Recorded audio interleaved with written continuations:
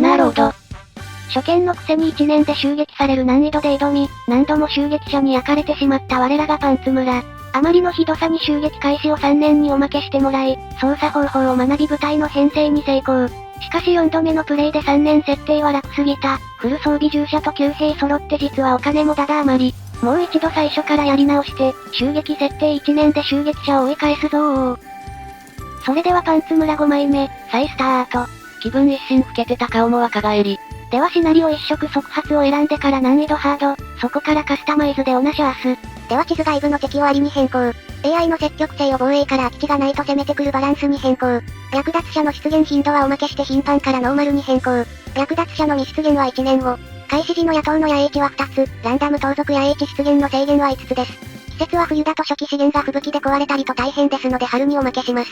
最初の物資は標準、兵器の調達はいいえ、武器は自前で用意してください。大きな村をいつかは見たいので、居住要件はバランスにおまけです。資格も同様の理由で楽な普通ペナルティに変更。さらにおまけで天候もバランスに変更。これなら程よく戦えて街づくりも楽しめると思います。戦闘面はともかく街づくりの方はもうこれハードじゃねえな。まあ設定のさじ加減わからないし、とりあえずこの設定でパンツ村を頂点に導くぞー。おー。そして降り立った未開の大地がこちら。資源は石と粘土が豊かな土地。王冠マークが豊かさの証。できれば食料である動物か木の実が欲しかったところ。木の実の位置もキャンプ地からちと遠いぜ。まずはこれらを考慮して道路を敷設。動物は近づきすぎるの良くないから、赤い円が出てるとこは避けて道しけよ。あいよ。こうしてキャンプから太い道路に繋がる右側への斜めの近道が敷かれた。豊かな資源である石はそのうち使うだろうし、下の方にも道伸ばしときましょ。道は無償で即時敷けるから、ある程度都市計画して先に敷くべ。道敷くときは高低差が等高線表示されてるので、これも気分で考慮したりしなかったり。適当だな。一応上の方が有利とかあるけど気分程度の問題だし。さいですか。さて初期のキャンプ地にも道をそう追い。手牛の杭が邪魔でまっすぐに試験。まあ最初はそんなもんだろ。これである程度主要な道が敷けたぜ。で村を開拓していくにあたって木が大量に必要。この左側の森を伐採するぞー。ではここを伐採場の建設予定地とする。森とキャンプ地に近い程よい場所。この世界牛が木材を運ぶので運搬が遅い。これを遠くに建てちゃうと往復に時間がかかる。マルタはモッタナの人たちを連れてきたくなるぜ。あと建設予定地の丸が出入り口なので一応道も敷いときましょ。うちのレイムさんは細かいとこにこだわるめんどくさい子。お次は初期物資が野ざらしで、このままだと雨とかで消滅するので食料庫も建てなきゃ。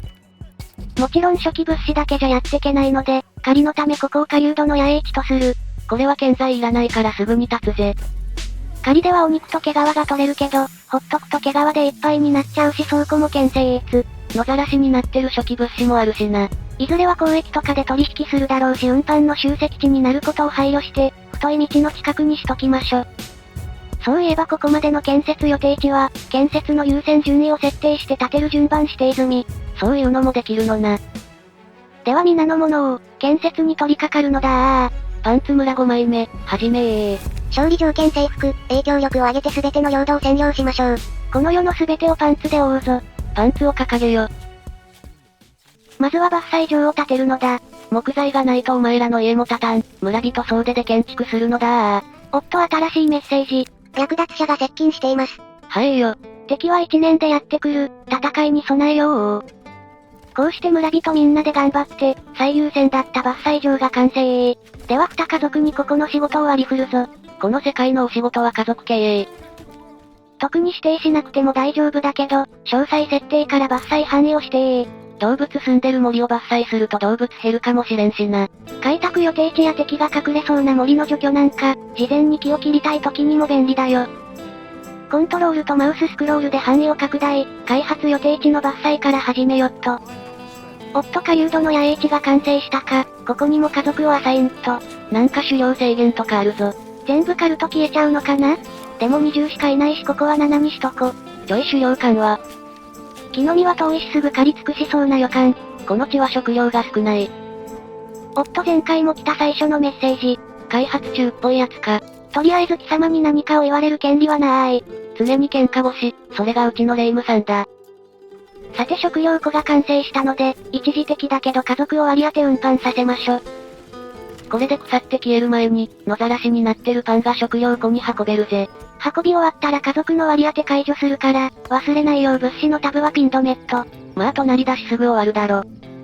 さてお次はホームレスを解消するため、お家の建設予定地を設定。お金に余裕ができたら拡張できるように、ハンマーマークが出るように設計中。裏庭部分で畑で野菜作ったり養鶏もできるし、服屋とかに建て替えたりもできるぜ。ここはデザイナーズ民家、アーティスト心くすぐる敷地にしましょう。安定の悪ふざけ。こっちの家はちょっと大きめにしましょ。家のプラスアイコンが出てるな。これは後で増築アップデで、もう一家族住めるようになるオプションでございます。そんなのもあるのな。お次は木こりの小屋の建設を開始。木材を薪に加工する、村の燃料事情の要。伐採場出入り口の真正面、効率よく薪を割りまくるのだ。伐採が進み低木があらわになってたので低木整理を実施。費用などは発生せず、特に意味はないが雑草が消えて見た目がスッキリ。あやべ運び終わってたのに食料庫一家割り当てたままだった。忘れないようにピン止めしたくせに忘れる、人材マネジメントダメじゃねえか。ぐぬぬぬぬ。倉庫への物資運搬は、中止してミスらないように注意しまっしゅ。序盤の人的資源はマジ貴重だから、無駄な作業させないように気をつけないとだぜ。これにて初期物資の運搬完了、安全確認用を押し、次は建設の応援に回ってください。木材の確保なども終わり、キャンプ地でホームレスしてる村人も少しずつ新居にお引っ越し。最初の入植者はご家族、もう少し家が必要だな。じゃ倉庫に近い高立地に建設予定地を追加。後から増える家族のためにも、一軒くらいは常に空きがある状態にしときたいな。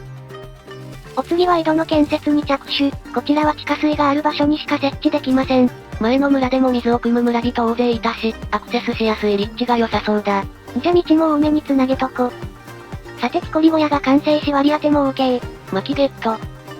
お次は後回しにしてた木の実を採取するための、最終者の小屋の建設に着手。これ地味に遠いんだよな。今思えば多分これ、最終地点の近くに建てた方が効率良かったかも。建物にはカートで持ち運びしてるやついたから、小屋まで運んでまとめて倉庫が効率いいのかもな。重要な食料調達手段だからもっと考えりゃよかった。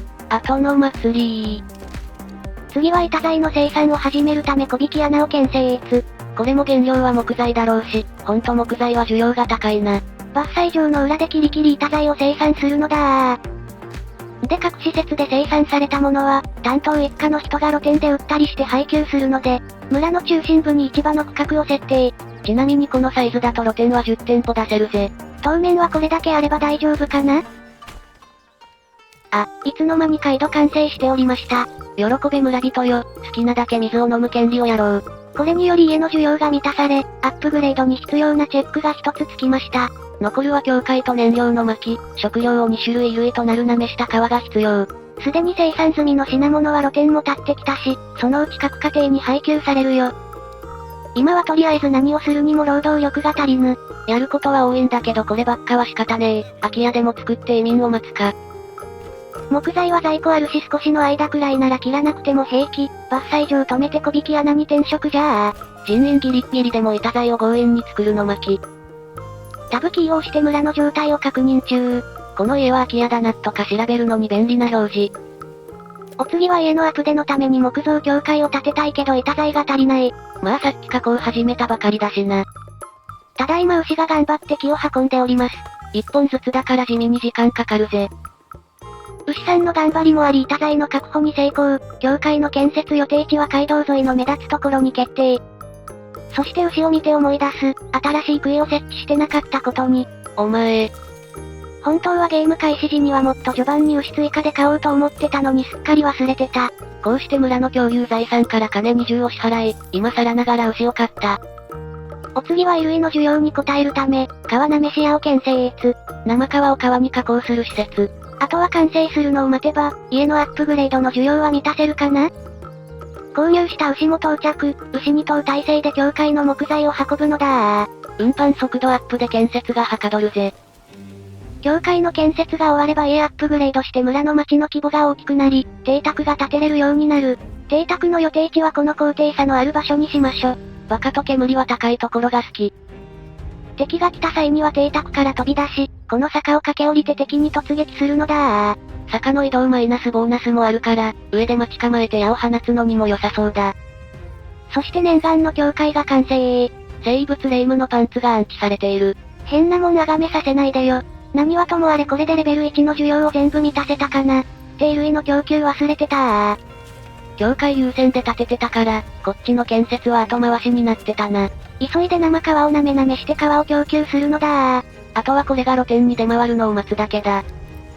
さて暇になった大工さんには家でも建ててもらおっと。また変わった家の建設予定地になりそうだな。わざと歪な形にして唯一無二の村を作るであります。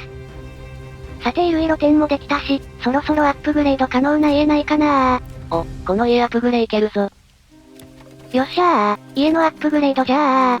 お隣のかやぶき屋根の家と比べみると、木製の窓と綺麗な屋根で立派になりそうだ。居留地レベルがアップしました。開発ポイントも増えたので、木炭作りと深い採掘をアンローク。薪の上位互換、炭窯生産の施設が開放。資源が豊かな鉱山も、アップグレードで無限に生産できるようになった模様。鉱山が豊かなこの土地にマッチするといいな。そして裏庭の拡張で矢作り屋の作業場を拡張。ここの住民は交渉に返還され労働力が減るが、これで板材を原料に戦闘用の弓が生産開始だぜ。この弓が完成した暁には民兵を集め、弓で武装した旧兵隊を組織するぞー。お次は邸宅を建てるのに必要な石を手に入れるため、石膏の野営地を建設。さあキリキリ働け、石を運べー。雨の中すまんがおばちゃん石拾い頑張ってな。では石も準備完了、私の邸宅を建設すっぞー。お、城塞設計モードになったぞ。外見の見た目のみで効果ないけど、税務署併設しとこ。厳しい序盤でも無駄遣いしてでも見栄を張る、それがうちの霊夢さんだ。時間もかかるし壁や監視塔は今回はなしで。まあ気が向いたら後から追加できるしな。邸宅を建てることで私の従者が5名やってくる、村の防衛の要だ。迅速かつ丁寧に建設するのだ。弓の生産も始まり従者も間に合うな。これで襲撃者ともいい戦いができそうだぜ。さて並行して粘土の採掘場の建設予定も入れときましょ。豊富にある粘土は活用しないともったいないぜ。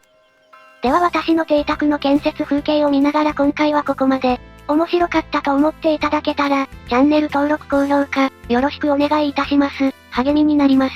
略奪者の襲撃まで残り145日、果たしてまた霊夢のパンツは燃やされてしまうのか？気になる方はチャンネル登録がおすすめなんだぜ。ではまたお会いできることを願って。じゃ、またねー。